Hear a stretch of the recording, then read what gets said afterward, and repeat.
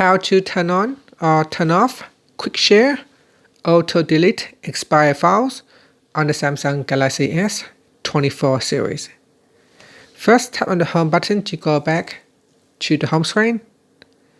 And from the home screen, swipe down at the top, then tap on the settings icon.